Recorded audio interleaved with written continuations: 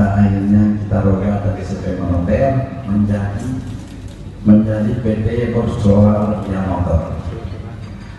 Kemudian dari itu dalam perjalanan tentu karena proses perjalanan Borsol terjadi sudah diserahkan ke generasi kedua dan kemudian dia roba ini nama dari PT Borsol Motor menjadi pemegang kendali menjadi Borsol Koperindo.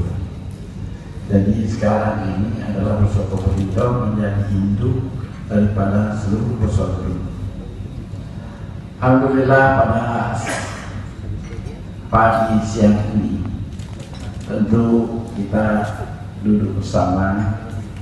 Ini Pak Eko datang ini sudah lain benderanya, sudah kopi dulu menghadiri tahun Borsol itu benderanya Semen Borsol. Sekarang dulu di sini sebagai kopi. Sekarang dia sebagai dirut Bank Kopi. Kemudian juga di sini ada Pak Rektor Profesor Ustaz dulu di sini sebagai Rektor Universitas Borsol. Jadi tentu ini pelaku-pelaku penanggung jawab hari ini dan bertanggung jawab yang berbicara tadi yang disebut saya.